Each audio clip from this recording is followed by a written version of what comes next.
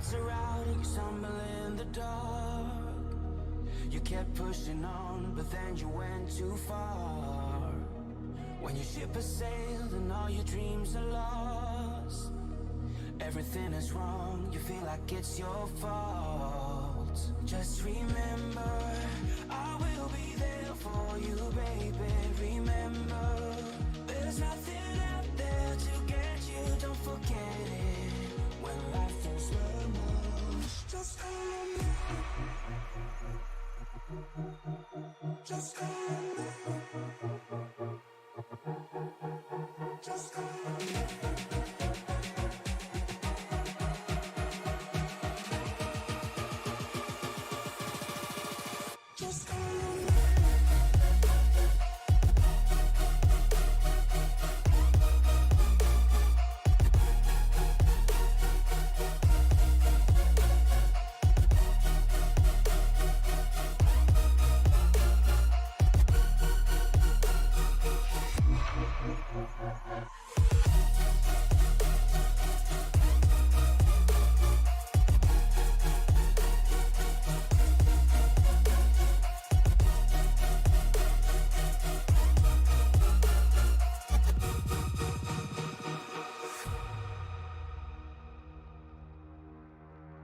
You're stronger now than you ever been. You gotta leave now, it's time to catch the wind.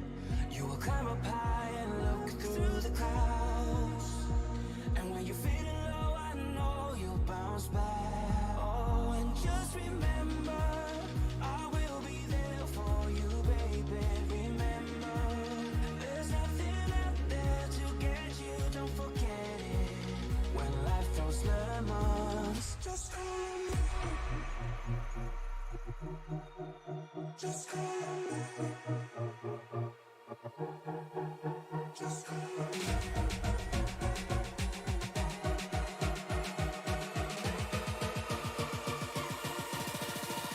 Just remember.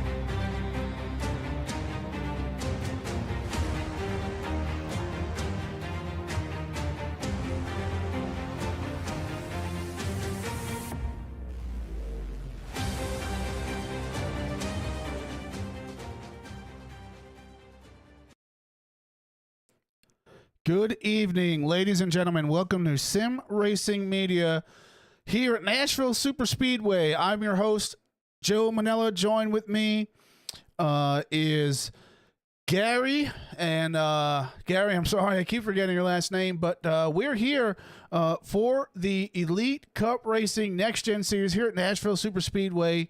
Qualifying is getting ready to go underway. In-season challenge is coming to an end, as tonight is the last race for the in-season eliminator challenge. And Gary, welcome. It's been a week since we've been together. We're back together tonight. And what are your feelings about tonight? Yeah, Nashville's unique, with it being a mile and a third concrete oval. Um, I think it's going to race similar to a mile and a half, though. But they do have the 750 package here at this racetrack in this next gen car, so should be an interesting night. But I think clean air, of course. I think with this next gen car is going to play king into this race, and of course, we've got the final round of that in-season challenge between Tristan Bailey and Adam Boughton. It's almost going to feel like a Cup Series playoff kind of race, the championship race, winner take all. I think it's going to come down to those two tonight. If you win the race, you go win the money or the challenge or whatever they get. Yeah, so they'll win the extra the bonus 3 championship points. The bonus points, that's right. And one thing to note, a few incidents from last week. The number 6 of Tyler Burton and the 16 of Douglas King, both receiving EOLs from incidents during last week's race. And the number 23 of Ethan King having a little bit of a more severe penalty. He's not going to be able to qualify, and he's going to have a drive-through penalty at the start of the race. As we take a look here, Ryan McCall out on the track for his qualifying lap. Taking it down the back straightaway. As right now, Tyler Burton on the pole with a 29.58, and if that holds, that'll definitely be a bounce back from Tyler Burton last week, having a lot of issues last week at North Wilkesboro, and yeah, just hopefully he has a better week. But ladies and gentlemen, here at the Redneck Engineering 200 here at Nashville Superspeedway, qualifying underway. Tyler Burton completing his second lap here. Evan Marlowe coming out on the track.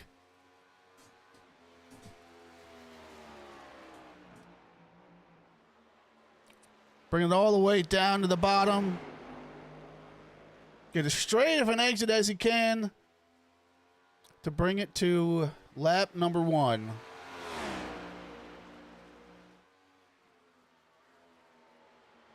Yeah, pretty decent lap there for Evan there. P10 on the board right now.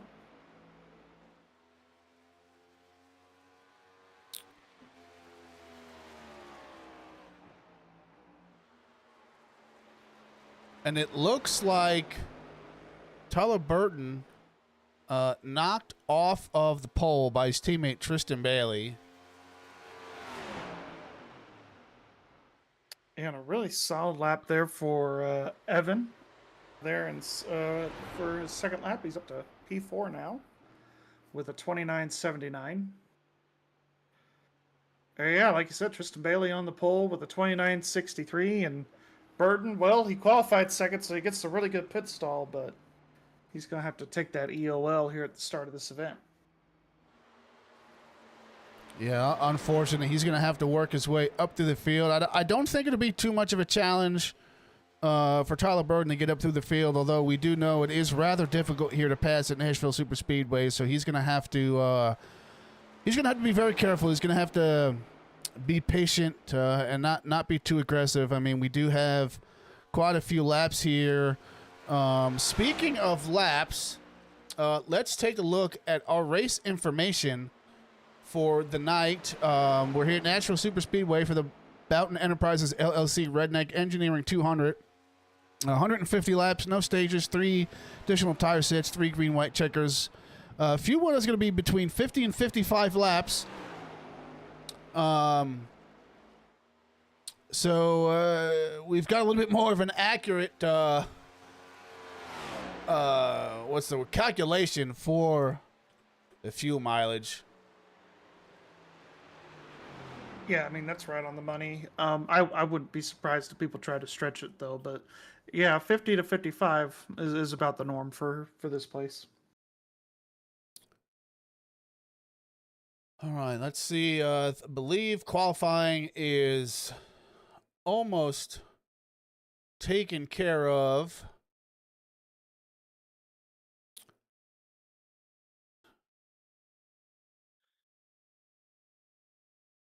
All right. I believe we've got Christopher Howell out on the track.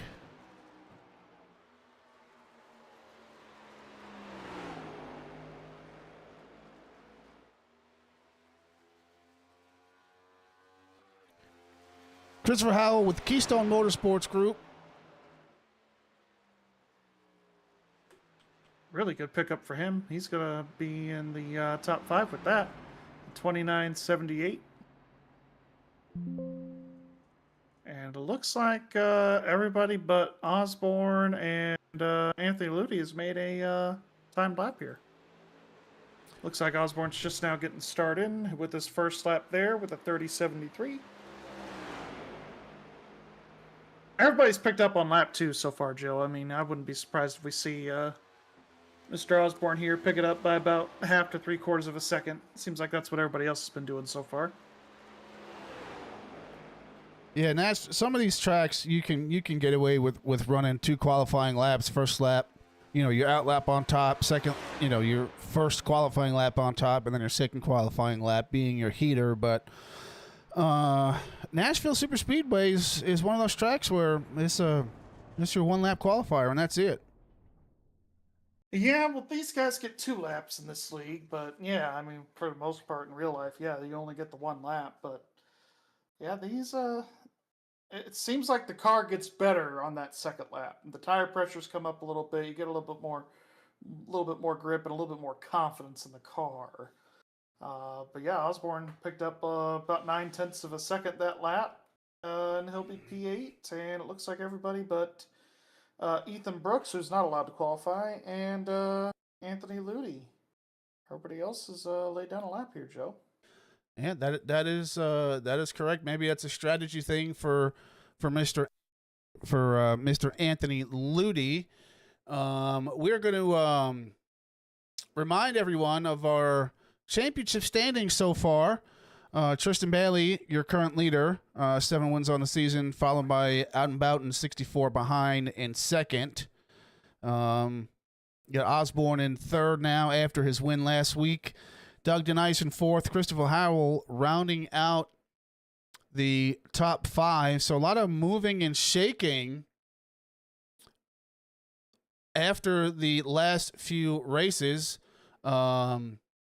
Looking at some of our last few races in our season outlook, Osborne was our winner last week at North Wilkesboro, with Tristan Bailey winning both Indianapolis and Michigan the 2 weeks before.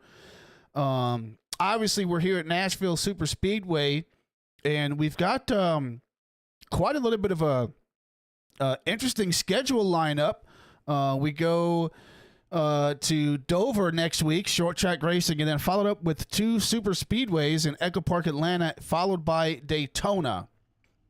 So we definitely have quite the lineup for the remainder of the season. Obviously, we have quite a bit more weeks than that, but obviously couldn't fit all of that in the overlay. And while we've got the field here lined up, all right, everybody, welcome to Nashville. 150 laps. You got 4 sets in the pit. Take a look. Watch the, I hate that I have to do this every time. I am apologize.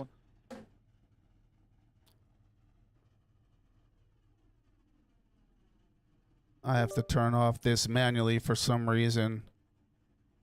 But we're going to go take a look at our starting lineup for the night. Row number 1 is going to be Tristan Bailey and Dwayne Furtick.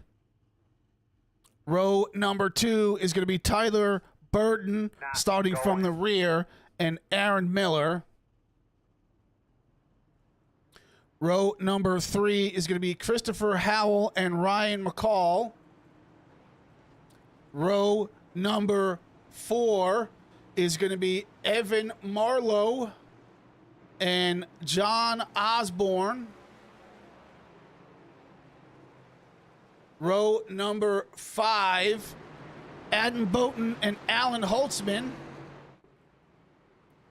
Row number 6, Gary Nash and Pete Walsh. Row number 7 is going to be Randy Meeks and Doug Denise. Row number 8, Christopher Roth and Kent Mueller. Row number 9, Douglas King, Anthony Ludi. And starting in the rear of the field is going to be Ethan Brooks, unfortunately suffering that penalty from last week. And it looks like we're extending the caution 1 lap here for the start of the race. Tristan Bailey going to kick it off for us here once the pace car finally does come off of pit road. But I'm excited to see what we have here for store tonight in the Elite Cup Racing Next Gen Series. Yeah, definitely going to be a good race here tonight. Looking forward to it. Looks like they extended that caution period there just to make sure that all the penalty cars line up where they're supposed to at the back, and we'll get this thing underway pretty quickly here. And I'm not sure what's going on here with our scoring tower. It's showing we're on lap 2 of 50. I don't know if that extra caution lap is going to count. I'm pretty sure it's counting it, but we shall see if it works itself out or not. Yeah, hard to tell sometimes with the old iRacing, but yeah, we're still on lap 0, so this scoring tower is going to have to work itself out. If not, we'll see if we can't adjust it on the fly. yeah, it probably just had a stroke moment. That's how I call it. A little bit of a brain fart, but pace car's off. Tristan Bailey with control.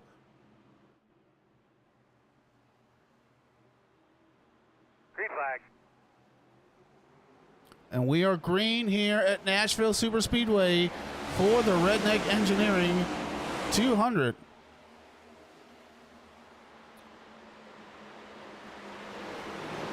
Tristan Bailey getting a good restart.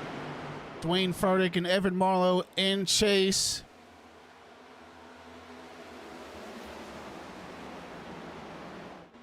Take a look here at Christopher Howell sitting behind Dwayne Furtick.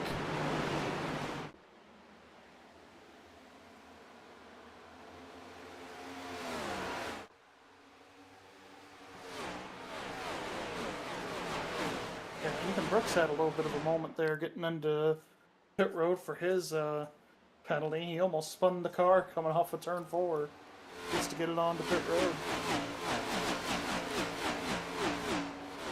Yeah, Nashville Superspeedway, this pit road is a little tricky, especially on the concrete surface and on cold tires, trying to maximize your potential there entering and exiting pit road, as you'll end up going a lap down. Want to try and regain as much as you can. Yeah, with this series having a lack of cautions, having a pass-through to start the race could almost feel like a death sentence sometimes. Yeah, I couldn't agree with you more there. And you see Tristan Bailey already getting out to a dominant lead here, out to just about a second over the rest of the field. But let's take a look here on board on the nose cam of Tyler Burton, making some headway up quite a few spots from where he started, sitting in 13th right now.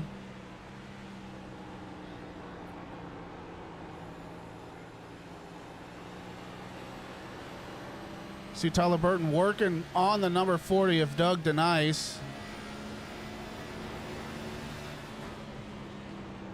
Yeah, definitely putting in some work.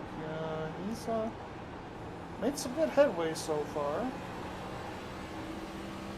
So it shows you it is possible to pass around this racetrack. It's just hard to do. Yeah, but Tyler, with this skill, he really makes it look easy. Yeah, I mean, you can make the outside work. It's not you know, the fastest, and with the field being so compressed as it is, it might make it a little less challenging for him to make some passes, but still, nevertheless, very difficult here at Nashville Superspeedway. Oh, we got trouble. Oh, the 20 car right in front of him. That'll bring out a caution. Yeah, that's going to be Randy Meeks getting involved in some trouble there.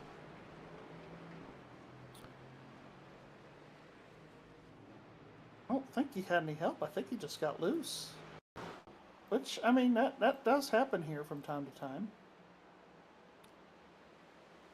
Especially early on in a run. Let's see what happens to him here. Coming out wide. It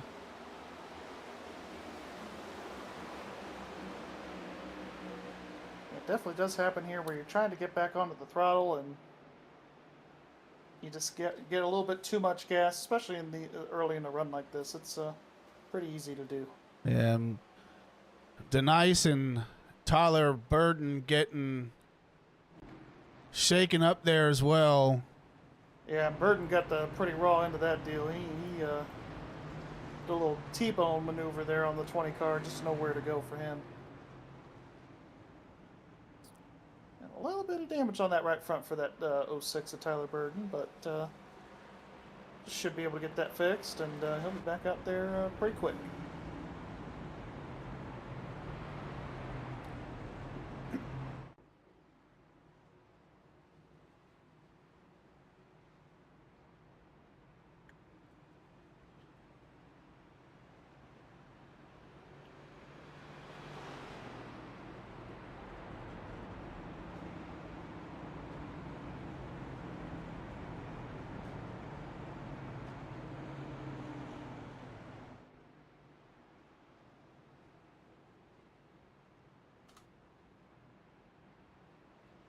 And it does look like the 23 Ethan Brooks, he has got the lucky dog there, so he's making his way back around the racetrack.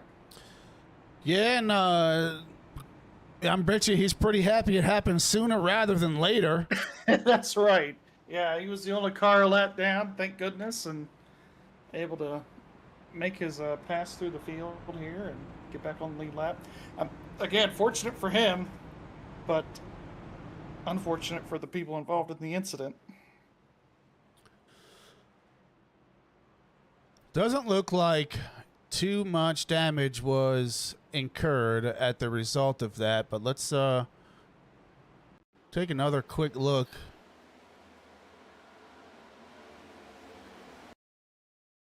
A little bit of a fast forward here.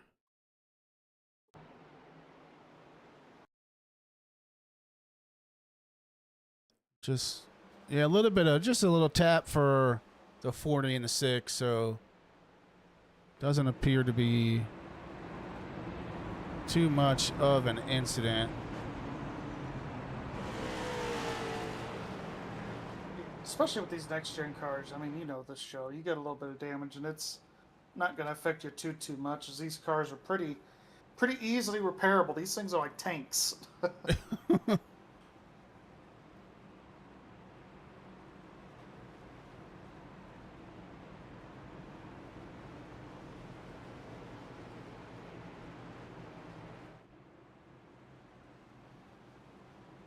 All right, we're getting ready to go back green here. Lights are off on that beautiful Mustang pace car. And it's all in the hands of the control car. Tristan Bailey in the 951 on the outside. Approaching the Echo Park restart zone, and we are back underway at Nashville Superspeedway. Side by side. Tristan with a great launch on the bottom of the racetrack, and he's going to pull out by 3 or 4 car lengths on everybody else.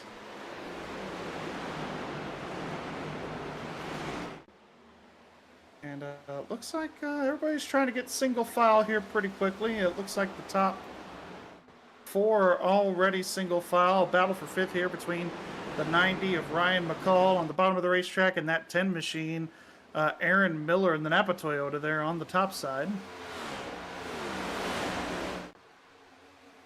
But everybody so far finding their P's and Q's. other than that incident a little bit ago with the 20 car, it's been pretty clean amongst the leaders.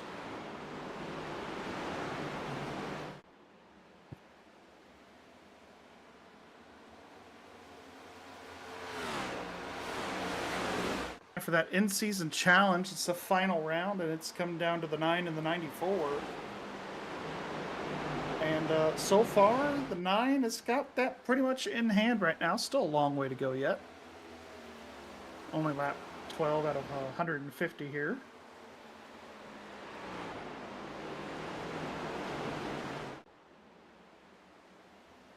Nonetheless, making it work here.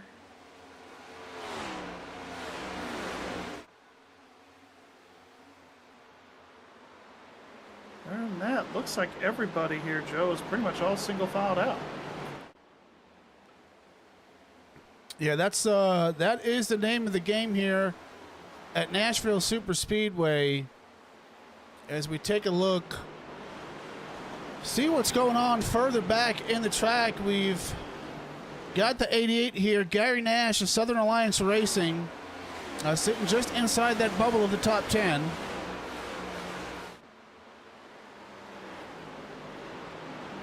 Dan running 9th on the racetrack, and he brought his old friends from Cracker Barrel onto the onto the car this week. Of course, Cracker Barrel sponsors the real life race at Nashville Super Speedway for the Cup Series.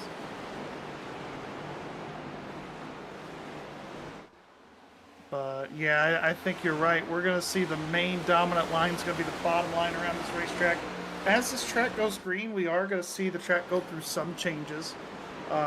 We'll see these guys start to move up the racetrack by maybe a half a lane to a lane or so.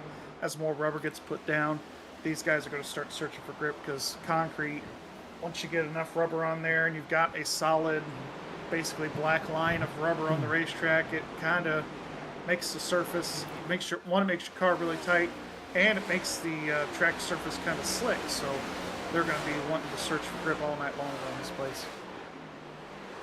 Yeah, I couldn't agree with you more, Gary. And, you know, this is a fun track to drive. You know, just like any track, it's, you know, real difficult trying to keep the car as straight as possible and actually keep those wheels hooked up. But you see Doug Denise here has got some teammates out on the track with him. Revolution Motorsports has got Aaron Miller, Adam Boughton, Anthony Ludi, Doug Denise, and Kent Mueller. So quite a few teammates out on the track to help each other out. As we'll take a quick look at our fastest 5 drivers of the night so far. Tristan Bailey with a 29.95. Dwayne Furtick with a 30.09. Evan Marlowe and Christopher Howell both with a 30.13. And Aaron Miller with a 30.19. So tons of speed out there. No lack of skill whatsoever.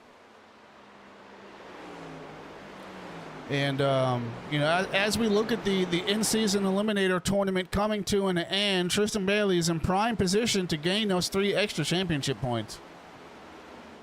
Yeah, I mean, as of right now, if they were to throw the checkered, he'd get it. And he is just absolutely putting BTA to everybody on the field tonight. But he's been running pretty good here so far. He's already got a second lead out on second place, but we'll just have to see how this race unfolds between him and Adam. But as of right now, it looks like it's going to be Tristan's points to lose here.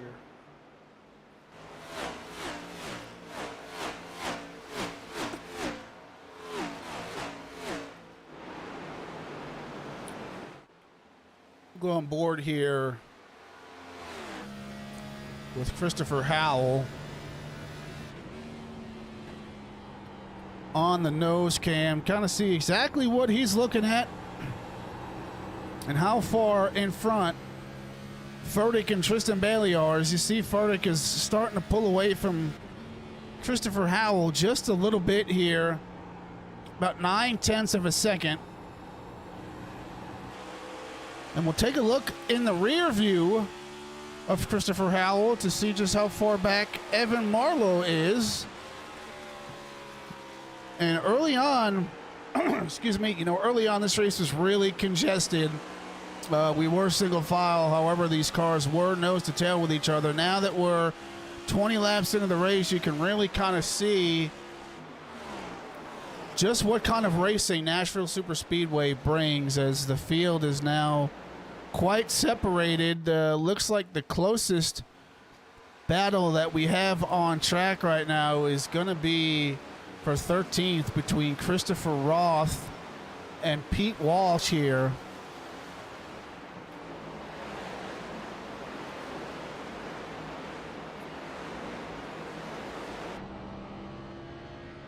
Yeah, and of course, I mean, we know this really well over the last few races that I've covered, but you've been covering them for a minute now. But these guys really put on a really solid, clean race. They really take care of each other out there on the racetrack.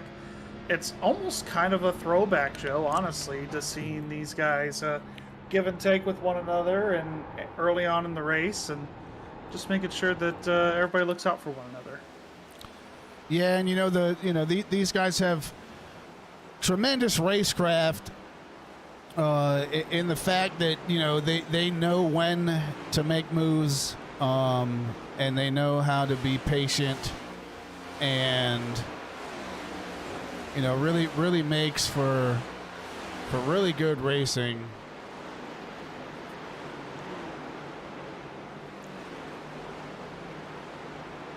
Already it looked like I saw somebody was trying to break in the high line of the racetrack. I think it was the 10.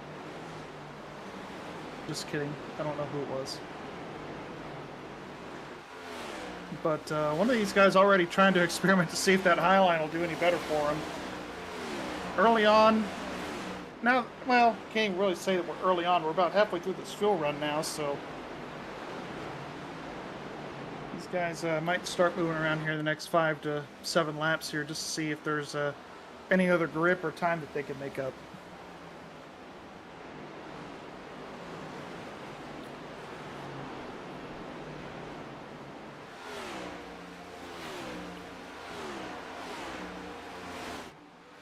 Yeah, everybody's times are just so close together. It's kind of hard to pull away. You really make your runs known in the first few laps of a run. I mean, even Dwayne Furtick, he's a couple of hundredths faster than Tristan Bailey the last lap, but with the restart that Tristan had the first 5 laps of the run that he had, I mean, he was just able to pull away from that 51 car. Tristan Bailey was able to pull away from Dwayne there, so. Yeah, we're not looking at much fall off either. Only about a tenth to 2/10 of fall off so far for the majority of this field. I think the most fall off that I'm looking at right now is going to be Tristan Bailey. His fastest lap was a 29.96, and he's running 30.35 right now. So fall off not playing a huge factor. How much more fall off will there be? I know Nashville Super Speedway doesn't have a whole heck of a lot of fall off, but nevertheless, curious to see how things play out as we get later into the run, especially as we're about 20 laps away from our green flag pit cycle. Yeah, and it's the track temp's going to be pretty interesting as the sun continues to set. It's currently at 85 degrees right now, so it might. This track will pick up more grip, obviously, but it'll be interesting to see how much that track temperature will fall throughout the remainder of this event. So. Yep, as you as well as I know, cooler track temperatures equals more grip, and that'll definitely play a factor here later on in the race, especially if we get a late race caution or a late race restart, and yeah, just going to make it a whole that much more exciting for us here in the booth, and could potentially be even more dramatic on the racetrack. Yeah, and it just seems like so far it's just going to come down to pit road execution, getting in and out of the pits, and also just the race line execution, how well you're able to get around the track, as we do have a side-by-side battle for 5th place between the 10 and the 90 cars. And it looks like Ryan McCall is going to take that position pretty easily from Aaron Miller there. Yeah, Aaron Miller getting a little bit loose there off exit. Now he's going to have another driver looking to make a pass, and that's going to be the 11 of John Osborne. Yeah, and I just noticed that the 10's kind of been overdriving on entry a little bit, especially in one, which is very easy to do here at Nashville Superspeedway. And that's just kind of been ruining this whole lap, and you got to be able to back it up a little bit, so back up your corner entry and slow down a little sooner so that you can get back into the rhythm. Because I noticed if you mess up one corner entry or the other between 1 and 3, it really messes up your whole lap. Yeah, absolutely, and you know it's pretty deceiving. You know, the way the banking changes. I mean, the track is pretty much banked the whole way through, but the transition between the straightaways and the corners can be deceiving, and I think that's what makes it so easy to overdrive entry here. Oh yeah, and it's not the highest spec track in the world either. I mean, it's a relatively flat track compared to the concrete counterparts of Bristol or even the Dover. It's definitely more banked like a shorter track, but they definitely have the speeds of an intermediate with how long this place is. Yeah, and I agree. And you see Dwayne Furtick now closing that gap on Tristan Bailey. Dwayne Furtick has got that lead cut down to about 8/10 of a second on Tristan Bailey. Yeah, I definitely noticed that the last couple laps here, he's been able to reel in by about a 10th or 2 a lap, so should be interesting to see, especially with this next gen car. As we know, catching's one thing, passing's another, as I like to say. Yeah, especially you know, getting down within that 4 to 6/10 of a second. I feel like that's when the dirty air really can affect your car. You're close enough to get a run, but you're right at the cusp of that bubble where the dirty air is going to come off and really affect the nose, and it's really easy to lose a nose in dirty air. Yeah, it almost feels like a beach ball when you get to those, anywhere between 4 to 7/10 of a second within somebody. It's like a beach ball of air that you just kind of hit, and it's like you could get a run, but you could also, the guy in front of you could also use the dirty air to his advantage and put more air on your nose just to make you lose more downforce. Yeah, we're going to jump around the field here. Got a little bit of a battle now again. Aaron Miller starting to fall back, loses some pace. You've got Gary Nash working the inside, pushing Miller way up the track. And Gary Nash is going to assume that number 8 spot. Yeah, and Aaron's trying to make that outside line work, especially in 1 and 2, but I just don't think there's quite enough grip up there yet. And, as we know by watching and racing on iRacing, it's, when you don't have a whole lot of rubber up there and you're just going up to that higher lane for the first time in the race, there's a lot of dust and dirt that collects up there, and it's hard to make grip up there. But once it's able to come in a little bit, and after you get the dust cleaned off of the track, it could be really rewarding to run that high side, but you got to break it in first. Yeah, absolutely. And ladies and gentlemen, we're going to step away for just a second, but don't worry, you will not miss the action as we go Sim Racing Media side by side. We'll be right back.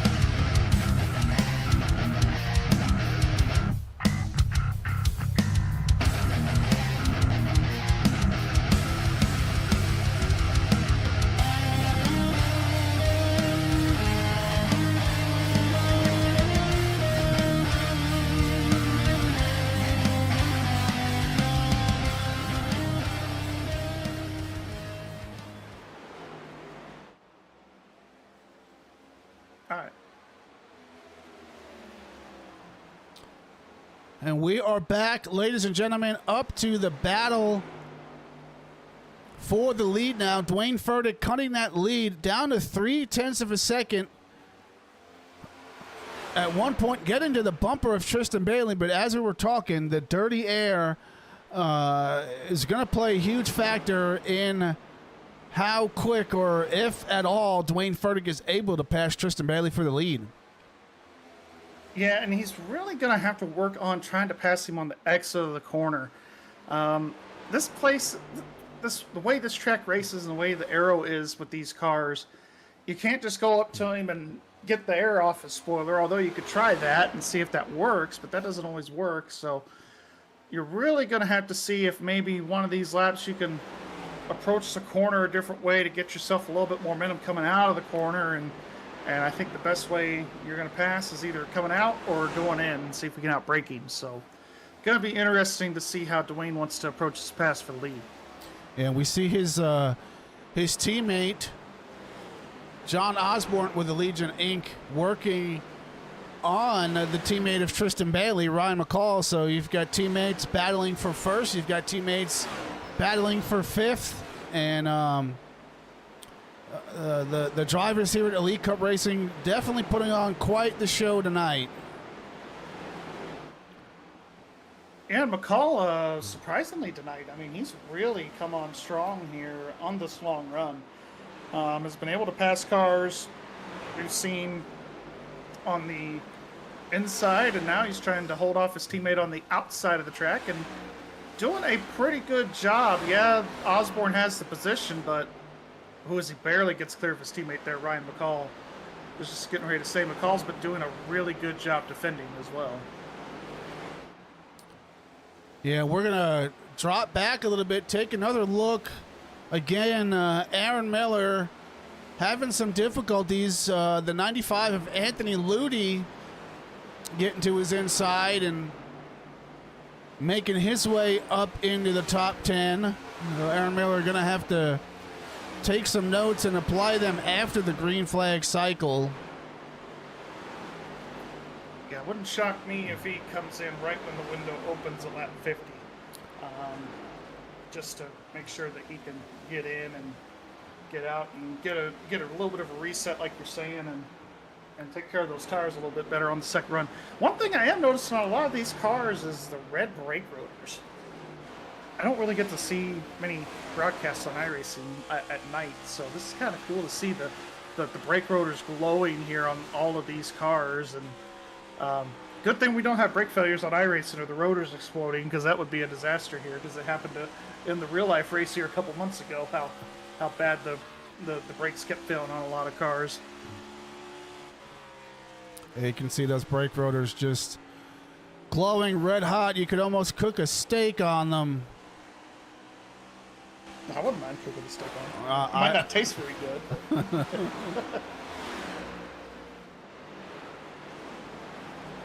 Well, Furtick has gotten to within a tenth. He's right there, but I just don't think he's going to be able to get that pass done. Yeah, I think. And you know how I said that Aaron Miller was going to wait till about lap 50 to come on in and pit and take the tires as soon as he can? He just keyed up to everybody saying that he's pitting in this time. Yeah. And pit stops have begun here. Furtick is he might end up having to try and beat Tristan Bailey on strategy if he can somehow pit and come out in front of Tristan Bailey on this cycle. He might be able to hold him off. You know, Tristan Bailey, he's usually good on the short and the long run, but it looks like Dwayne Furtick is equally as good as Tristan Bailey on the long run. He's just got to get it figured out to get around him. It's, you know, Tristan Bailey's got 7 wins on the season, and you know, he's why he's the best. Yeah, yep. Sure. And if you want to you know, you want to beat the best, you've got to be better than them somehow. And you know, it almost makes you want to think if undercutting might be the best way to get around Bailey, but I mean, we know Bailey's just really good on entering the pits and exiting the pits too, so Dwayne's going to have to be perfect on pit road just to see if he can manage the gap that he's got. But I'd almost want to do an overcut and just let Tristan pit first, and then me get one more really, really good lap, lay down a flyer in clean air, and then come on in and pit. So it'll be interesting to see what these two guys decide to do here as pit stops are approaching. Yeah, and you could see Tristan Bailey. He shifted his line just a tad bit. He's not quite all the way down there on that yellow line, which is, allowing Furtick to get down there and stay in some clean air. But that's equally is giving Bailey a little bit more drive off than Furtick. Being able to run up the seam a little bit. Yeah, and it's interesting now that we've gotten about 50 laps of rubber down on this racetrack of how much the line has changed colors here as far as the color of the concrete, and how much different you could approach the entry of the corner. You could try to wrap the yellow line all the way around, like Harvicking, as we used to call it back in the day. When Harvick dominated at the old Atlanta Motor Speedway. You could also try and do a little bit of an arc in, more of a road racing approach, and get that late dive onto the yellow line and get a better drive off out of the corners. So a couple of different ways that you could approach the corners here in Nashville. And it does give the drivers options. It's not many options, but it does give them a option. Yeah, and you can, that's from my perspective, that's exactly what both of these drivers are doing. Bailey looks like he's got more of an arc going into the corner, late apexing to get down to that yellow line and getting that drive off, while Furtick is trying to wrap the bottom, and rightfully so. That's the only thing he can really do to stay in clean air. Yeah, and it was kind of opposite. As Furtick was running him down, he was the one doing the late arcing, and then he saw, as Tristan's coming on pit road now, but Dwayne, that's how he was able to run him down, was by doing that late arcing, and then Tristan kind of saw what he was doing, and he stopped wrapping the line and started doing the arcing, and then, Dwayne had to go back to wrapping the yellow line. So it's, racing's a fun sport. It's all about strategy and all about how you can, the little advantages that you could take, whether it's in the car for the rule book or just out on the track, and what little things you could pick up as the race goes on. And it looks like 51 here is going to be on pit road, so that's going to bring the lead to John Osborne in the 11 car. Now, some of these drivers are going to be able to make it a little bit further on fuel. As you remember, on the first caution of the race, there were quite a few drivers who opted to come down pit road and top off on fuel. So I wonder how much of that is going to play into the trajectory of this race. Yeah, and also when you're in traffic too, I've noticed that you could save a little bit because you're not, for lack of a better term, you're not going as hard, so you're able to lift and coast a little bit more and save some fuel that way. But those guys that pitted on lap 7 are running in 5th, 6th, and 7th. With Doug Denise, Kent Mueller, and Douglas King. They've all have not pitted yet for the second time. But obviously, they didn't. I don't think they took tires or anything like that. I think what they just did is they just topped off the fuel tank, and of course that will allow them to go a little bit further than what you normally would. So.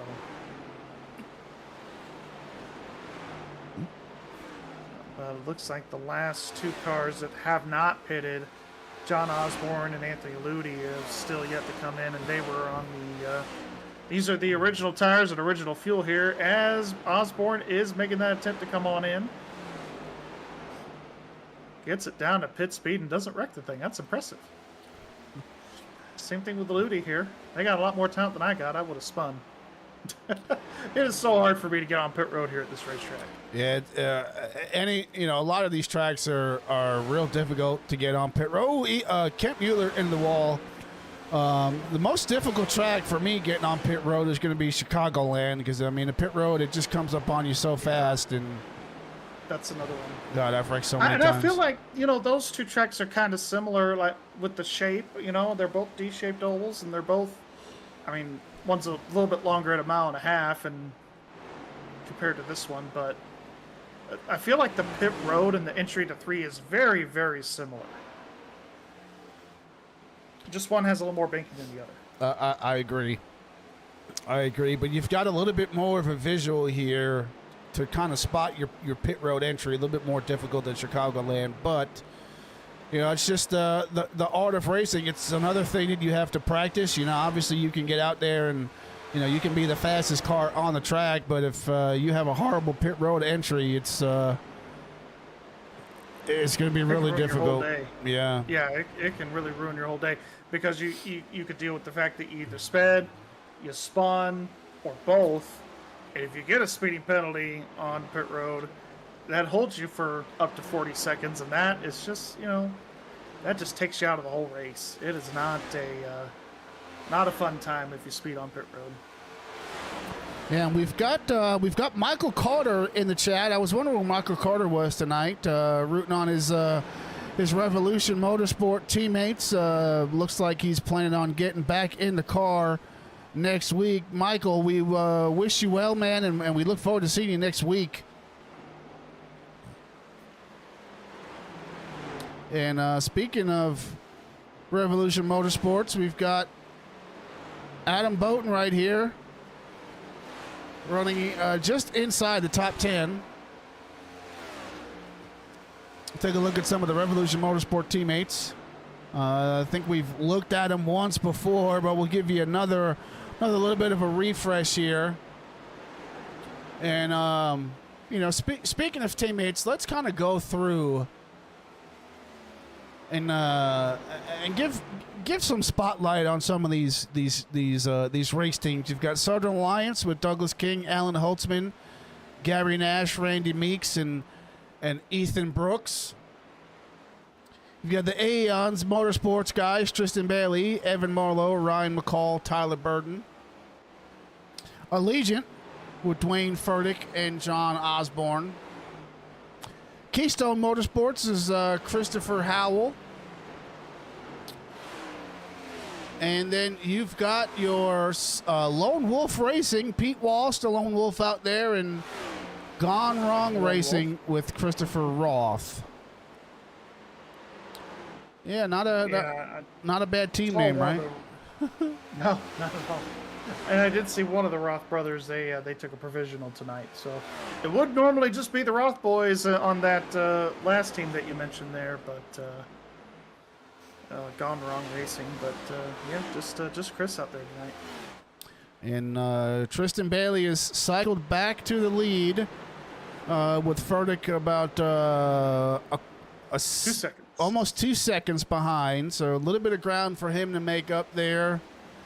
But Tristan does have a couple of slow cars in front of him that he's going to have to navigate. So I think we'll see how good this 9 car is here in a little bit of lap traffic, and how fast that 51 could potentially eat into that lead. Going to be interesting.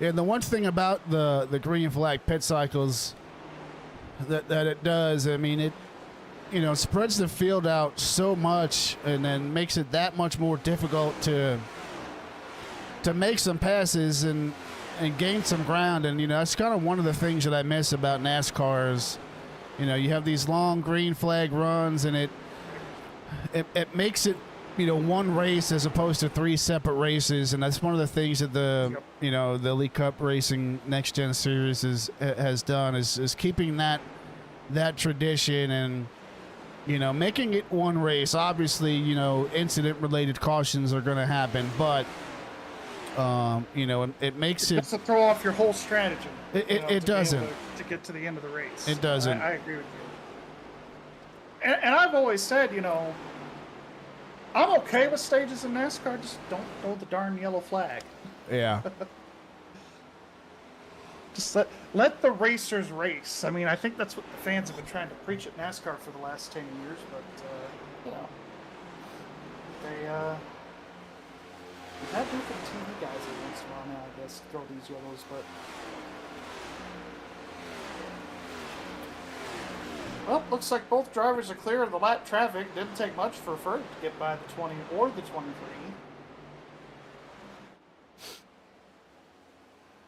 So yeah. now that 51 is going to set full sail on the 9 car. You can see a little bit of the eyeball test here going on the nose camera here with Dwayne Furtick. You know, he's got Tristan Bailey in his sights. Just about maybe a quarter of a straightaway ahead of him, almost a half a straightaway. But I think Furtick has learned something after that first run, at least on how to make time and how to get to Tristan Bailey. The key and the question is going to be for Furtick is how do I get around Tristan Bailey? Yeah, because you see he's reeling him in pretty quickly. Just like he did in that first run of the race, and like we said before, you know, making that pass. And you really want to try and make an outside lane work if you can, but we haven't really seen a whole lot of people navigate from that bottom lane. So it'll be interesting to see if he does get a run on the 9 car, what he'll be able to do with it.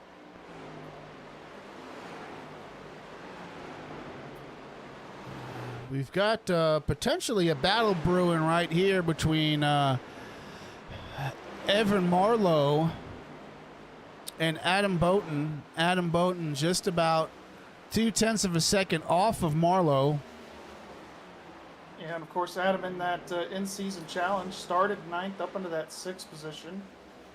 Having a pretty steady, pretty calm race. Oh, so it looks like both him and Evan decided to give the wall a little kiss off of 4 there. Yeah, that's one of the things that happens relatively often here. You know, you're trying to mimic the guy's line in front of you to see what he's doing that you're not, and you kind of get lost in the sauce, so to speak, and they go into the wall and you follow them right up into it. Yeah, and with turn 4, it's just so deceiving. You think you have more room than what you have at the exit of turn 4 to make it a really wide, you know, arc coming out of the corner, and you know, it causes you to step over that edge and knock it into the fence. That's the tricky part, I think, with both ends of this racetrack is very narrow exits of their corners here. I mean, it's not the track is any different width. It's just that there's really only one way out of the corner, and that's you know, making it wide as best you can. Yeah, you can see Boughton got his entry good. It just overdrove the center just a little bit. Yeah, it's just one of those things where you're wanting to pick up the gas a little bit sooner, but unfortunately with Nashville you just can't. You can't rush the roll through the center of the corner with this next-gen car, otherwise it's just going to shoot you up the racetrack. But I think he's starting to figure it out now a little bit. He's getting a little bit closer to that 21. Hopefully here in the next little bit be able to make that pass on the 21 and get himself up into the top 5.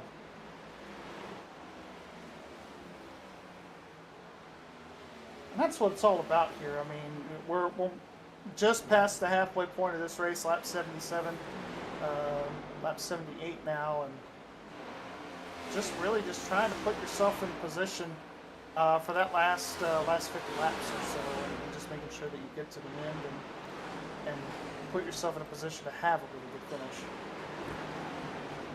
Yeah, absolutely, and you know, we're still in a how do I say this? In the stage of this race where you can still afford to be patient. Don't necessarily have to start pushing, but as we start to get later in the run and in the race itself, some of these drivers are going to be looking to to make as many spots up as they can to gain as many championship points as they are able. As you see Boughton there on the inside of Marlowe, got something figured out, side by side down the back straightaway. Little door tap right there as Boughton was going for a side draft on Marlowe. And that's the really tricky part with this car is that side drafting. It almost feels like you try to get as really close as you can to side draft somebody and you accidentally tap them. It happens every once in a while. But look at Marlowe able to defend really well on that outside. A lot better than I thought he was going to. And not quite clear there, Adam. Getting really close, but not quite clear. I think he'll probably get him into 3. No, looks like Evan's able to keep it back there, but Adam's going to get him this time. He's got him this time. He's clear. Yeah, and with those two racing side by side, that's allowed Ryan McCall to gain some ground and throw his name into this three-way battle for 5th. Yeah, and don't look now, I believe. Well, I was going to say they're catching 62, but he's a lap down, so their next car that they have to catch is about 4 seconds ahead of them. They've got to catch John Osborne in the 11 car for the next spot. So, but I wouldn't be surprised if we see McCall make a move on that 21 to possibly move himself up into that 6th spot. Ryan's kind of like me. He's solid, consistent in that top 10 every week, and he will top 10 you to death if he has a really good run. So. But one thing I was getting ready to mention is you were talking about the strategy and being patient and those kind of things, and we're not quite to the point where you want to be over aggressive, but you don't necessarily have to be too patient either. It's funny, the strategy of this race is pretty simple, with the fuel window being 50 to 55 laps, and we've got a 150 lap race. It's a 2-stopper. So we still got one more pit stop here. They're probably going to pit here in the next 10-15 laps or so, and to set them up for the end of this race. And really after that last pit stop, that's when patience kind of goes out the window a little bit, because you're running out of time. You're within the last 50 laps of the race, and you know you need to get as many spots as you can to get as many points as you can. Yeah, I couldn't agree with you more there. And just as Dwayne Furtick was starting to reel in Tristan Bailey is extended his lead now to almost 2 seconds. And I can only imagine that after this next pit cycle, it's only going to increase as Furtick is falling off a pace, it seems, a little bit, or Tristan Bailey is just turning up the steam here. Furtick running about a tenth of a second a lap slower than Tristan Bailey right now. That's one of the things with Tristan, man, that as a competitor going up against him, it would really make me mad, because you think that I've got him this time, I'm reeling him in, but really the whole time he's just been managing his tires and managing the gap. And so once he gets within a certain time point of reference, it's just like, nope, back on the gas, I'm going to pull away from you again. It's always that cat and mouse game. And when those guys that are really good, when they know how to manage it to a T really well, and you think you're doing all you can to manage your stuff, but you're still catching, you're not. That 9 car is just going to pull away from you again. As we look back here at Ethan Brooks, he's made up some spots after his drive-through penalty, now sitting just inside that top 15, actually in the number 15 spot. Yeah, definitely not the night that he wanted, for sure. No, but it's unfortunate. But some weeks you have a great race, other weeks you just don't. And I do know some of those incidents last week related to Ethan Brooks weren't all necessarily his fault. However, here at the League Cup Racing NextGen Series, they do have rules and guidelines that they go by, and the admin team had felt it necessary to impose the 3 penalties that they did. And another one of those penalty drivers is Tyler Burton, after starting in the rear of the field. Now worked his way all the way up to 8th. So, you know, a little bit of a bounce back week from him. But he's still got a lot, and when I say a lot, I mean a lot of ground to make up to get to our leader Tristan Bailey and contend for not just the race win, but the win of the in-season eliminator tournament. Yeah, he's got a lot of ground to make up, but I just, unless there's a caution, I just don't see Adam being able to close that gap. Yeah, you and know, to think, a 5th place run, it's a really good day, but not good enough when you're going up against Tristan Bailey. You got to be up there, up in that second or third spot, trying to compete for that dub. you know, from my perspective, you know, if we have a caution, I do believe it's going to be, you know, towards the end of the race as guys start, you know, being a little bit more aggressive and trying to make up those spots.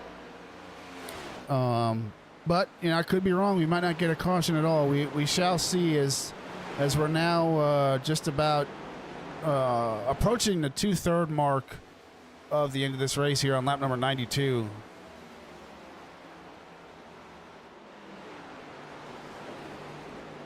And looks like the ECR was one of the first guys to pit. Not sure if he's got some kind of problem here, but been on pit road now for quite a few laps. But yeah, that pit window's getting ready to open up here within the next couple laps to make it to the end of this race.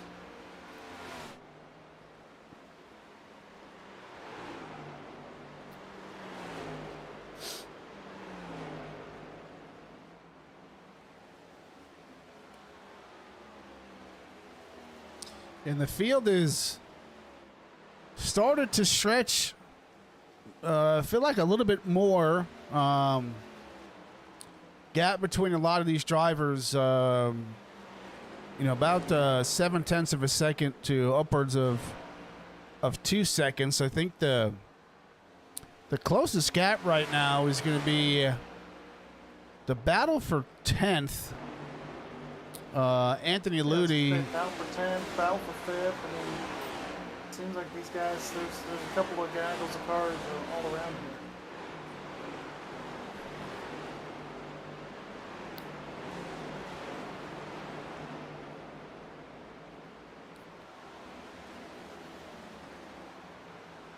But we are going to step away for just a second. We are going to pay some bills, and we will be back in just a moment. Premier Racing Setups is the longest running setup shop on iRacing. Our monthly subscription options start as low as $20 a month. We offer setups for dirt oval, asphalt oval, and road racing, covering a wide range of cars and skill levels. Built and tested by top-tier sim racers, this isn't just a business, it's a community of competitive drivers. If you want to better your iRacing experience, head over to PremierRacingSetups.com today. And remember, if you don't get one, you're going to chase one.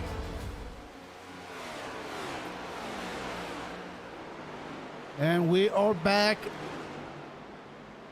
Still taking a look at the battle here for 10th right now. Doug Denise, Anthony Ludi.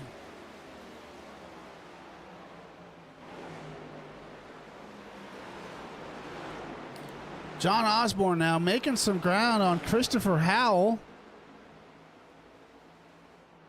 About 0.5 of a second behind Howell.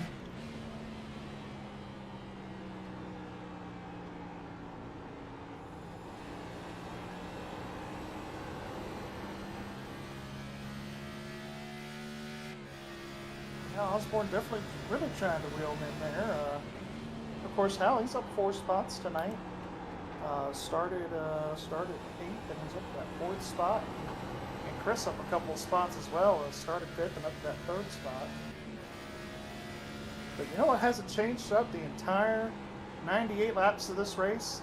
the front row is still running 1-2, exactly the same order that they started in. You are correct. You know, I'm excited to see Dwayne Furtick back up, you know, running for a race lead in the position that he's in. And I'm sure that his teammate John Osborne is equally as happy, although Osborne would probably be a little bit more happier if he was up there battling for the lead as well. But he's really reeled in Christopher Howell here, almost getting to his back bumper out of turn number 4.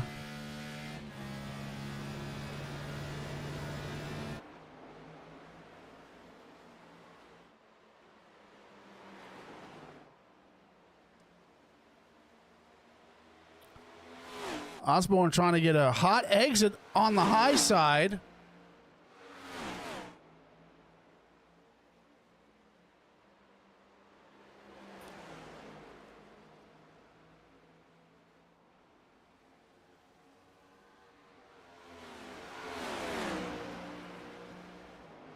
Just another one of those situations where you can, you know, get to his bumper, but then what do you do once you get there? Yeah, do you move him? Do you try to pass him? You know, there's a lot of things that run in your mind, and I think it's just going to come down to as we get later on into this race, the more I think we'll see the bumpers get used to pass, unfortunately.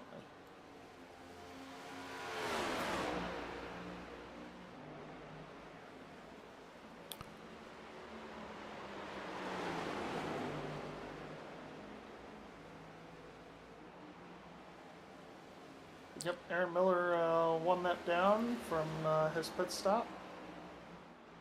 Gary Nash is also in the pit. I think some of these drivers might have saved some fuel, or Tristan Bailey now starting to save some fuel as Furtick has now closed the gap 6, almost 7/10 of a second.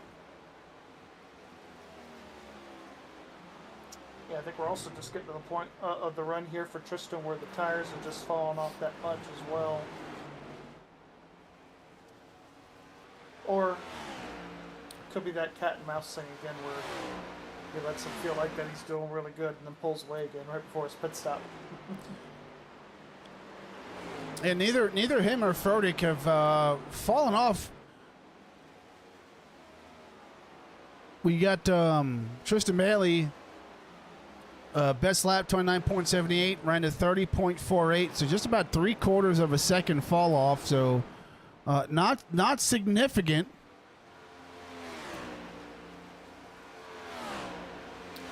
No, but it's definitely enough to be somewhat noticeable. But yeah, not significant either. And it's pretty incredible how well these tires hold up around here.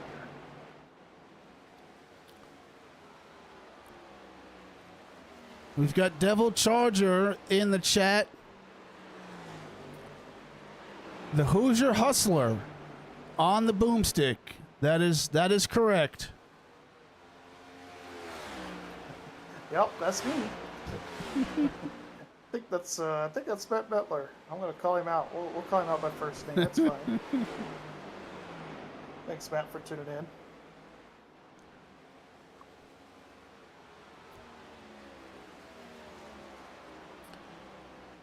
And Tristan Bailey doing what Tristan Bailey does and really pushing it to the absolute end of the window. We are in the window now.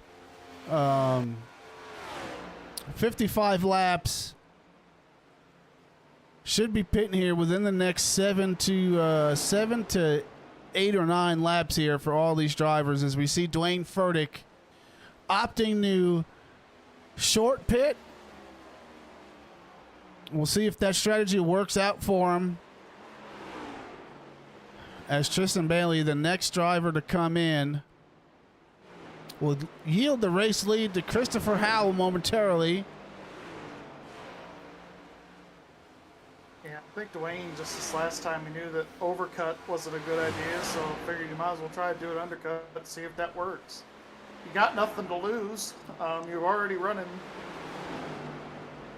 second and having a really good night, so gotta try something different. Yeah, Furtick now back out on the track.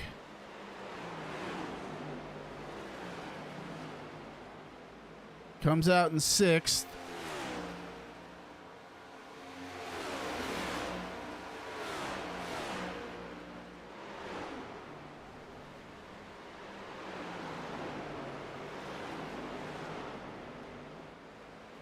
Tristan Bailey spinning out on pit road.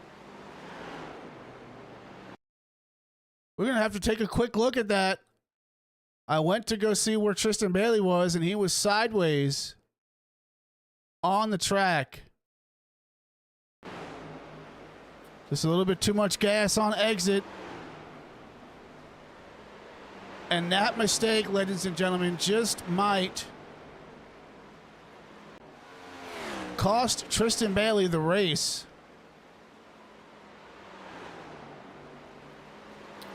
Two weeks in a row, Tristan Bailey has made a mistake on track, with last week at North Wilkesboro. Coming off of turn 2, he was trying to make it 3 wide in between 2 lap cars and got spun around, which ultimately yielded the race lead to John Osborne, and Bailey just not quite able to get it done last week, and he is now 9 seconds behind Dwayne Furtick, who will assume the race lead at the conclusion of this green flag pit cycle. Yeah, it almost makes you wonder if maybe Furtick maybe took less fuel.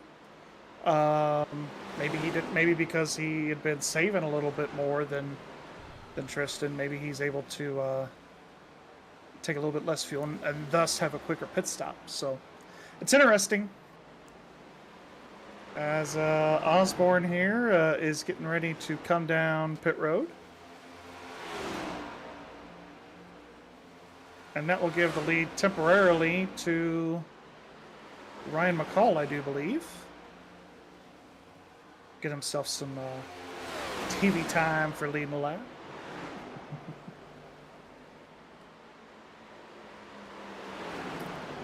Another Aeons Motorsports driver here, Ryan McCall. He's got his teammate Tristan Bailey behind him.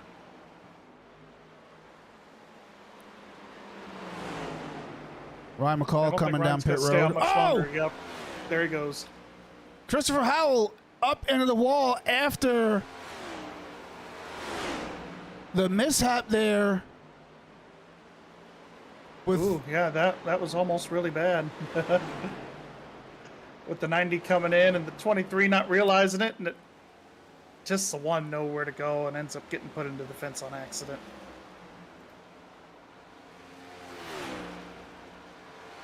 Dwayne Furtick cycling back to the lead. And you see that gap that he's got over Tristan Bailey. 9 seconds after Tristan Bailey having that mishap on pit road and going around. Did Dwayne take 2? No, so Dwayne had a full pit stop, but Tristan Bailey coming off of pit road spun out. That'll do it. And that'll do it. He lost a bunch of time. You're looking at him coming off of pit road. Looks like as soon as he shifted into second gear, just had a little bit too much throttle in it. Just kicked him sideways. That'll do it. I've done that before. And we'll actually take a quick look at Tristan Bailey going off track. Let me fast forward this. After his pit stop, you can see as soon as he kicks it into second gear, too much throttle, and Tristan Bailey going around and has lost all that time. Man, if that's going to be the difference for him between winning and losing this race, that's 2 weeks in a row he's kicking himself. Ran out of fuel last week. This week he doesn't execute the exit of a pit stop, and man, that's got to hurt. And it will also be 2 consecutive weeks where he has yielded the race lead to an Allegiant Inc. racing driver. Oh, man. Allegiant going back to back, and, you know, Tristan there, he was close to having winning 3 in a row. I noticed that going into Wilkesboro last week, and he didn't get it done. I was like, oh, well, maybe he'll get 3 out of 4, and he probably won't even be able to do that here tonight unless he really buckles down and is able to go on a run for his life. But I just don't think there's enough time. I mean, there is enough time to catch him, but that's a lot to ask in 30 laps around this place. Yeah, I'm not sure 30 laps is enough for him to gain 8 seconds. He'd have to gain quite a few. And he's under fire from the 11 car, the other Allegiant Inc. cars. So.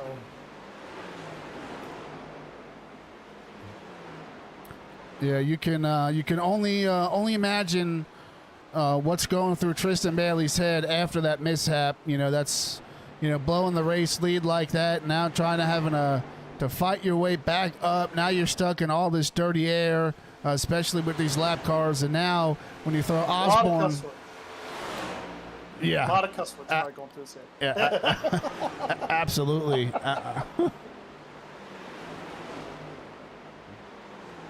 Am I allowed to say that? Screw it, I said it anyway. Yeah. No, you're.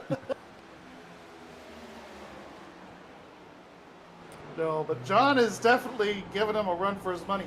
Now, I would imagine with that spin that he had, I wonder how much life it took off of his rear tires spinning out like that. It wasn't like a full-on burnout kind of spin, but it could be just enough where maybe he doesn't have as much rear-end grip as he had before. No, yeah, it definitely is taking some off. If you see Osborne getting a run on him down the backstretch, it's not able to really do anything with it.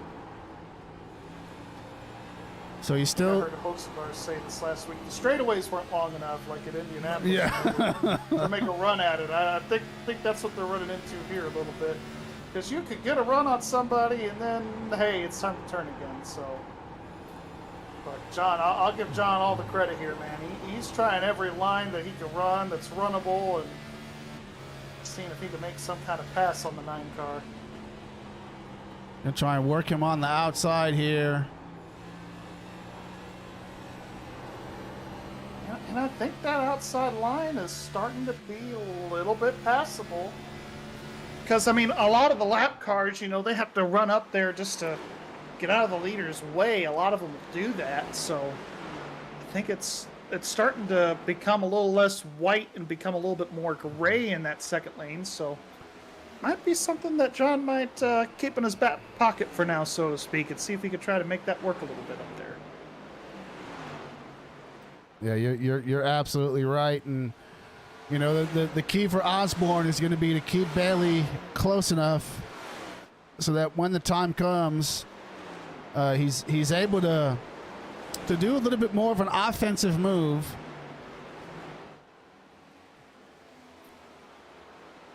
Yeah, I mean, they are catching Dwayne, but I think they're going to run out of time. And plus, these two here battling for second, they've got 2 more cars that they've got to get around. They've got the 10 of Aaron Miller, and they've got Pete Walsh here in the 74 after him to get around. So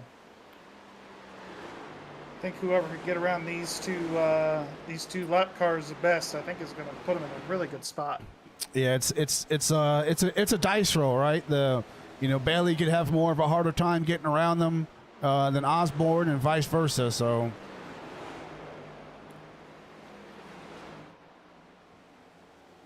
yeah, but of course with these guys not being the leader, they will have an easier time getting around them than when the leader was trying to pass them, because they're trying to battle to stay up on the lead lap in case that there is a caution. It gives you a fighting chance.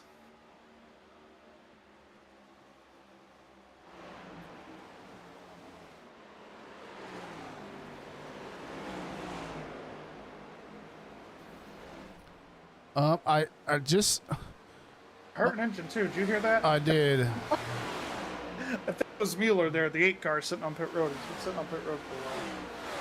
Yeah, I think it might have been. I was like, oh, I think we're going to have a caution. Nope. I wish. Adam Boughton is pretty much got his top 5 finish locked in. Yeah, I got a couple second buffer there on Evan. But I still think it's Tristan's challenge to lose here, so to speak. But John has really been working him over. I keep going back to it. I know you're watching other people on the track, but I just keep going back to it, thinking that maybe we'll get we'll see a pass for position here. But man, it's been a day.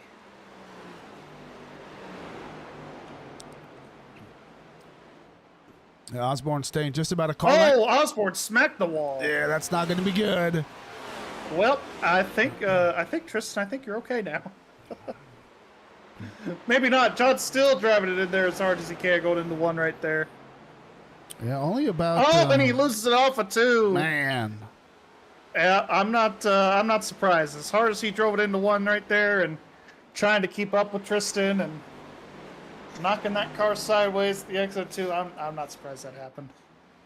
But I have to give him the A for effort at least. Yeah, he was having a really good run there. He's got 20 laps to do it, to get back up there.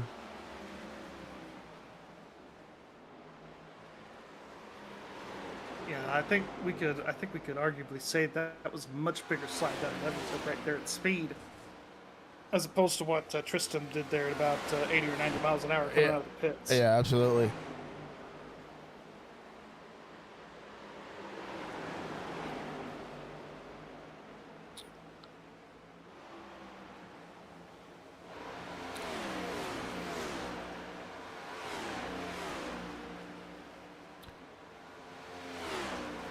Back here with Anthony Ludi, about 7/10 of a second in front of Doug Denise.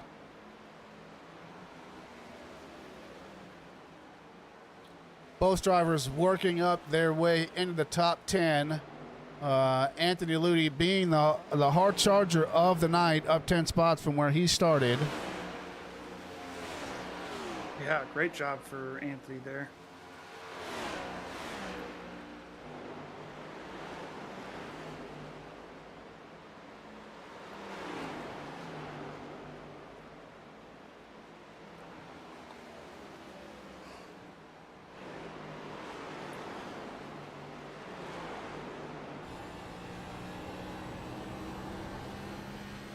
Back on board with Evan Marlowe, trying to find some ground to cover to get up to Adam Boughton. As you see Adam Boughton there, stuck behind some lap traffic, Ethan Brooks.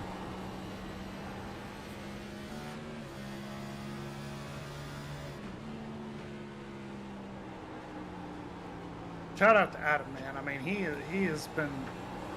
He really did a good job tonight. Didn't get the qualifying effort that he wanted. Started in 9th, but up to that 5th spot. I'd say a really, really solid day for Adam, no matter what the result is. He's getting around the 23 here. He's going to have to get around the 20. He might be able to get Chris Howe by the end of this thing. He's only got a couple seconds to make up, and we still got, 16, 17 laps to go here. So he's got plenty of time to get up there and make a move.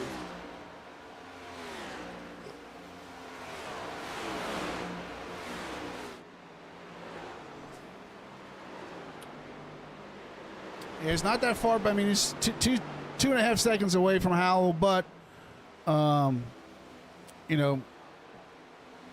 Boughton's got more tires than Howell and he's got the speed, he just could get there. As you see, that lap car, number 62, Christopher Roth, getting out of the way for him.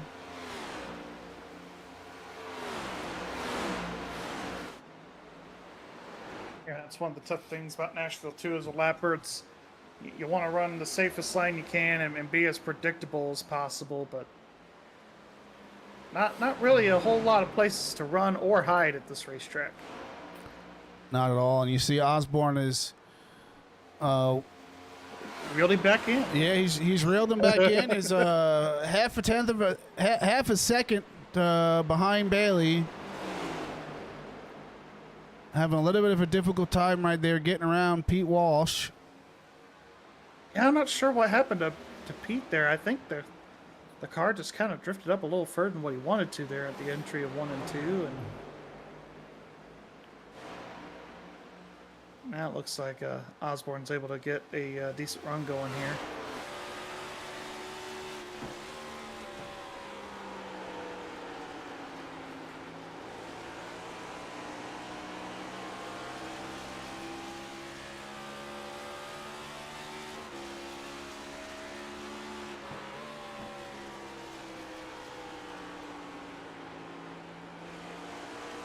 Of course, Hal having to work his way around the 10 car there of Aaron Miller.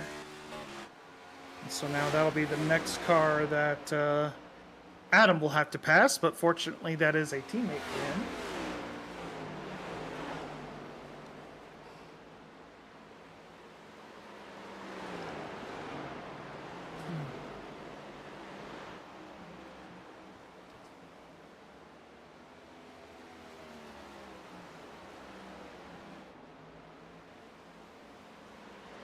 But it is still all Dwayne Furtick at this point, holding that 7-second lead that he's got over Tristan Bailey.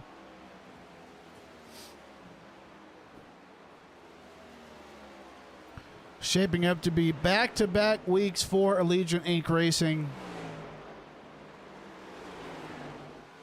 Yeah, that team is definitely peaking at the right time as we're heading towards the chase. And, you know, that's really what you want to do is start putting some really strong runs together and pick up yourself a couple of wins before we head into the chase and playoffs or whatever, and make sure that you're running really good and compete with your guys there the last stretch of the season.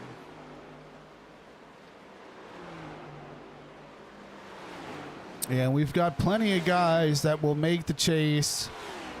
They can give a really good run at it. Especially with, Tristan Bailey losing some momentum this week and last week, and, had a really good start to the season. So hopefully for Tristan Bailey, he's able to turn it around and clean up some of his mistakes, because once we get into the chase, that is not the place you want to make mistakes. No, definitely not. Not at all.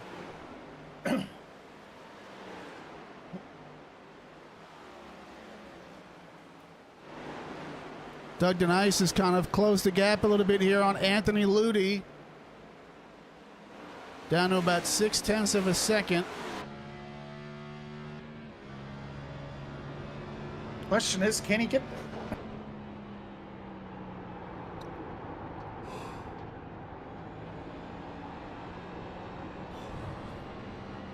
You see Anthony Ludi is doing more of that arc into the corners.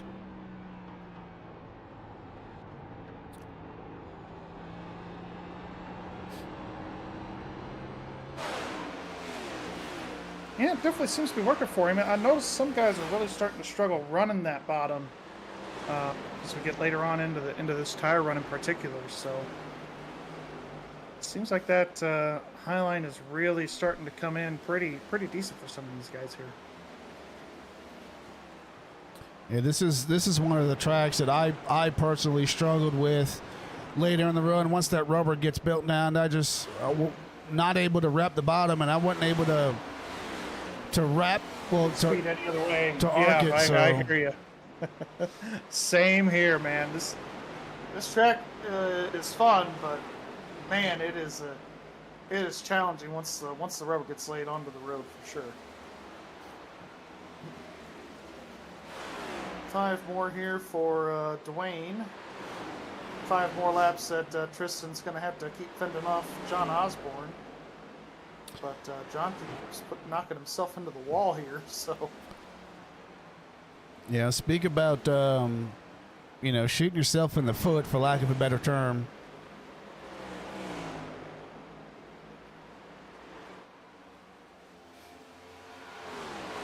I think Tristan Bailey just needs to keep cool, calm, and collected here. As he really has, nothing to lose, so to speak. And, Osborne, over the past 10 or 15 laps is probably pushed a little bit too hard. And, Tristan Bailey sees that in his rearview mirror. So as long as he keeps doing what he's doing and Osborne keeps making mistakes, he has really nothing to worry about. Yeah, and Osborne just hit the wall again, coming off the floor there. Into it again on the entry to one.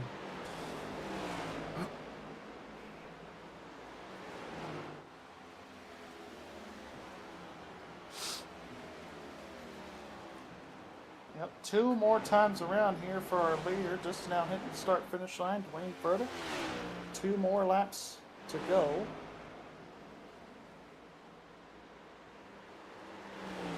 Yeah, it looks like for Adam, he's in 5th, and he's going to stay there. Tristan's in 2nd, and likely going to stay where he's at. So I think Tristan's going to get a win this in-season tournament. Coming off of turn 4 for the white flag is Dwayne Furtick.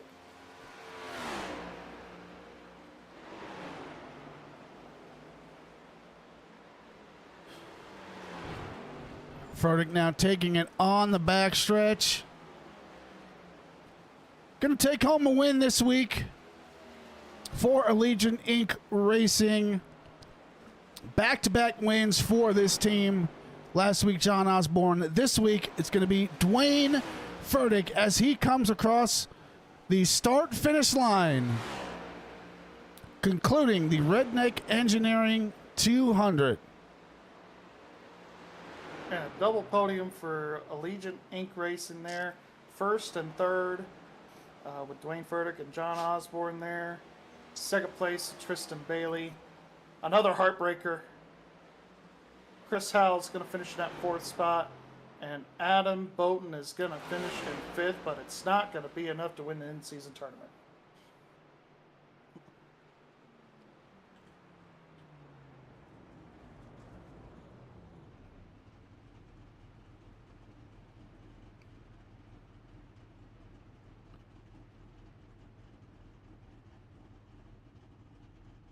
Dwayne Furtick, you go ahead and burn it down.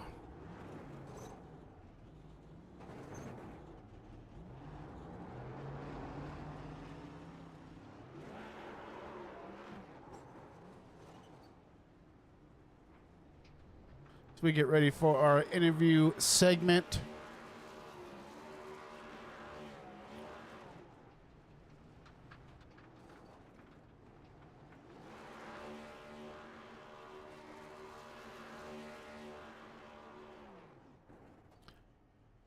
And we are going to go ahead and speak with our winner, Dwayne Furtick. Dwayne, you got a copy?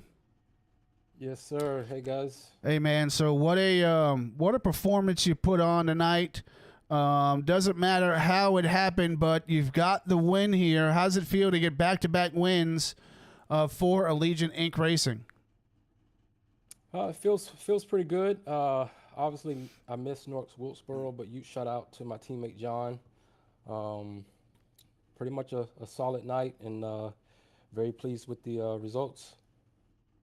Yeah. So what are some of the things you were experiencing on the track, especially as the run started to build, rubber started to get laid down? There were quite some instances where you've closed the gap on Tristan Bailey, but just didn't quite have what it took to get around him. Yeah, it was just dirty air. On that first stint, I pull up to his gearbox, but couldn't get around him. And the second stint, just the gap just stayed constant. There, late in the stint, I maintained to get probably about 10, 12 car lengths, but that was all I could do. I decided to box a little bit early, and then just happy to be here in Victory Lane. So. Yeah, absolutely, and this is definitely going to help your championship point standings as we're closing that gap, getting ready for the chase, heading into Dover next week, and what are kind of some of the things that that you're looking either forward to or not looking forward to as we now start to prepare for Dover? Just try to keep it out of the wall, try to keep it clean, and I don't know, just get the best out of the car. I mean, with this car in general, dirty air is is horrendous, but it is what it is. We all have the same thing, and so you just have to have extreme patience. Awesome. Well, Dwayne Furtick, congratulations on your win. Before we let you go, who do you want to thank and who helped you get it done tonight?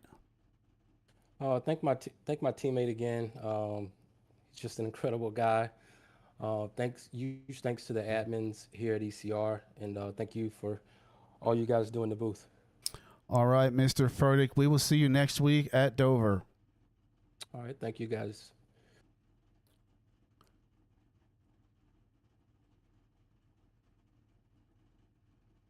All right, we are going to get ready to pull in our second place finisher, Tristan Bailey.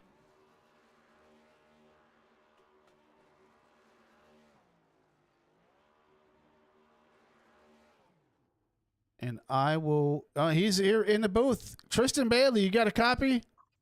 What's up, man?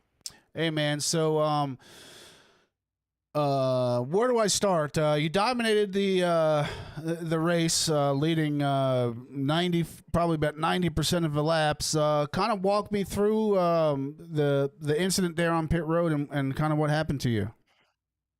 I don't know. It's the first time I ever did that. I lifted the car, and then when I got back on the gas, instead of it shifting when I was out of it, it shifted when I was back in the gas, and it spun the car out. I don't know. I've never had that before. It's kind of weird. Yeah, that's unfortunate, and I hate to bring light to it. However, it is something to talk about, unfortunate back-to-back incidents that have costed you the race. What does that kind of do to you mentally as a driver? I mean, not really. I mean, I still came home second. It's not like it ended my race. I mean, it don't really affect me that bad. As long as I still got top 2 finish, so it's not that bad. I just wish I didn't get a 2x for it, so at least could have got 0x. But it just is what it is. It don't bother me much. I mean, I'm just here honestly. Just was at least a finish in front of Adam. That was a goal tonight, and Adam came in 5th, and I came in 2nd. So that's all that really mattered tonight, and just keep running consistently. Yeah, and one thing to also note, Tristan, is you've won the in-season Eliminator Challenge, getting those 3 bonus points. So congratulations on that. Although I don't really think you need the points. You've got quite a lead on everybody, but that's neither here nor there. So big congratulations on that win. And as we start to close this gap, getting ready to the chase, we'll be at Dover next week. What do you think the outcome of that is, and how do you think you'll do next week at Dover? It's kind of wishy-washy. Last season when we ran there, the tires didn't fall off at all. It's just they just wore and wore and wore till you pretty much ran out of tire. So I don't know if they updated that or not, because I haven't ran Dover since then. And the bracket challenge, those bonus points goes towards the chase when the chase resets, by the way. Oh, all right. So then, yeah, those points definitely going to come into a factor there. So did not know that. Learn something new every day. But ladies and gentlemen, Tristan Bailey is going to be your second place finisher tonight, winner of the in-season Eliminator Challenge. And Tristan, before we let you go here tonight, who do you want to thank, and who helped you come away with your second place finish tonight? I just want to thank all of Eons. We helped each other Friday night. We practiced. Most of us practice, and then if the ones who can't get there, we try to help them when they join in tonight. And then thank you to my wife for watching. If she's able to watch, and she take care of the kids while I race, so I gotta thank her for that. Thanks mom for watching. If my grandmother's watching, thank you guys for broadcasting. And congratulated Dwayne, by the way, for winning. It's his first win of the season, if I'm not mistaken. And then thanks to Adam and all them for running the league. Awesome. Well, Tristan, congratulations again, and we'll see you next week in Dover. I guess.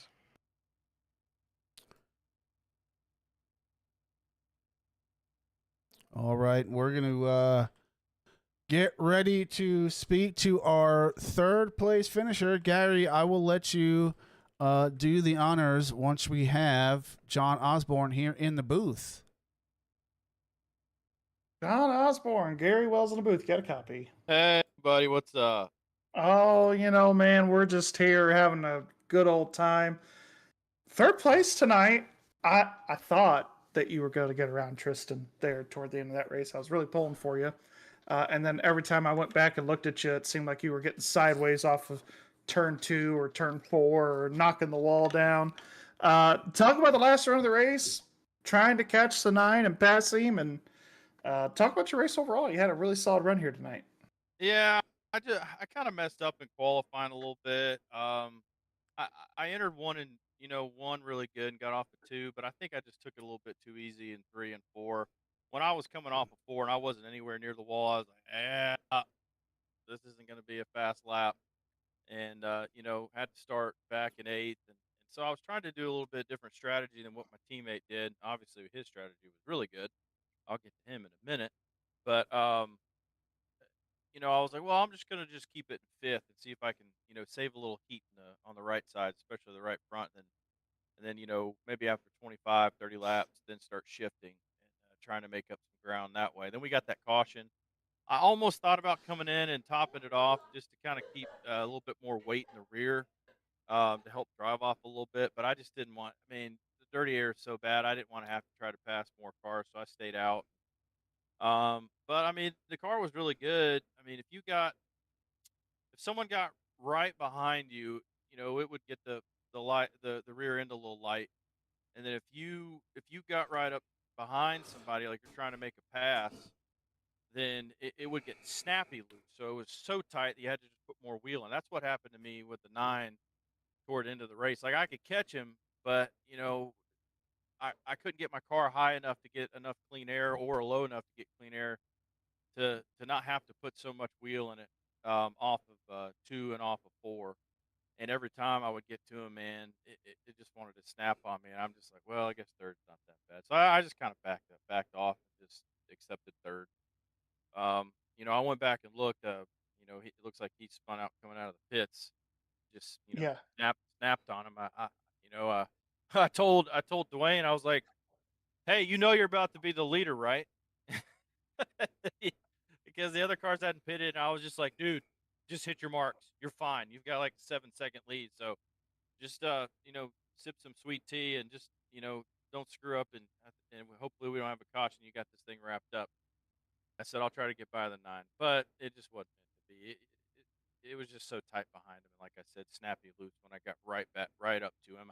I got beside him one time. He kind of blocked a little bit, and then I didn't want to force it, so I'll take third. I'm just happy for Dwayne. He made a comment earlier. He's like, man, I'm just hoping for a podium tonight. I don't have a win this year yet, but hoping to get one. And hey, man, he got one. I couldn't be happier for him. Polk's not a strategy, but it worked out for him this time. Yeah, it really did. I know he caught the 9 on the first run, but same thing with me when I got behind him. It's so hard to make a pass in this car. You just kind of have to hope they make a mistake, maybe overdrive an entry where you can kind of dive under them. And if you can get all the way up to the rear quarter panel, then usually you can clear them in the next corner. But these cars are so symmetrical that the side draft it just wants to lock you all together instead of pull one forward or behind. Yes. And it's just very difficult that way. You can have great momentum and then they put that car right down on you and it makes y'all even up. So it's just I can't wait for them to fix it. I hope they'll at least let them flare it out again. Like we used to have. Y'all remember the Gen 4 where that thing looked lopsided. It was so flared out. But it made passing more possible. So right. But overall, great team night. Super happy for Dwayne. Congrats to him. Hey, we go back-to-back races. I won last week when he wasn't here. That's right. And then now he won this week. So, Well, you got to do it again next week at Dover Forest, Concrete Canyon. There, Monster the Miles the Monster, whatever he is. Talk about next week as we head into Dover. Dover has been a hit and miss track for me. There's been a couple times where I've been real good there, and there's been a couple times where I've just missed it and just couldn't get a feel for it. I think it's great that we put both concrete tracks right back to back. So that's going to be good. So I mean, it just depends on how the race is set up in the session, but that one's going to be definitely about taking care of your tires. That is a right front heater. They don't call it the monster mile for nothing. And so yeah, man, we're going to go eat some cereal in the bowl next week. Absolutely. All right, man. We'll let you go celebrate this third place here tonight, and we'll see you next week at Dover. Appreciate y'all. Thank y'all. All right, ladies and gentlemen,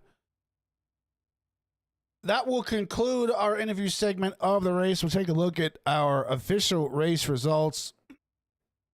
Dwayne Furtick taking away the win. Tristan Bailey in second. John Osborne in third. You've got Christopher Howell finishing fourth. Adam Boughton finishing fifth. Evan Marlowe finishing sixth. Ryan McCall in seventh. Anthony Ludy in eighth. Doug Denise ninth. Tyler Burton in 10th. 11th place goes to Gary Nash. 12th, Alan Holtzman. Pete Walsh finishing in 13th. 14th goes to Aaron Miller. Douglas King finishing in 15th. Ethan Brooks in 16th. Christopher Roth in 17th. Randy Meeks finishing 18th. And Kent Mueller finishing in 19th. Your hard charger of the night goes to Anthony Ludy. And your most laps led, fastest lap, and pole position all go to your second place finisher, Tristan Bailey. We went a total of 150 laps, 195 miles, 9 different green flag lead changes with 7 different leaders. 1 caution tonight, totaling 3 laps. And what a race that was. What a finish. Unfortunate for Tristan Bailey there. But, Gary, what are some of your takeaways from tonight? Yeah, it just really showed that clean air was king and passing was a premium, and all it took was just one mistake for the race to flip on its head for Tristan and to hand the win to Dwayne Furtick. Of course, Dwayne definitely worked for his win tonight, but definitely luck was on his side tonight. And next week we head to Dover and another challenging concrete racetrack, and looking forward to the next one with you. Yes, sir. And as we look at our season outlook, we'll be at Dover next week, followed by Atlanta Super Speedway and Daytona International Speedway. So quite a few exciting races coming up here in the Elite Cup Racing NextGen Series. Ladies and gentlemen, we thank everyone for tuning in, and we will see everybody next week at Dover.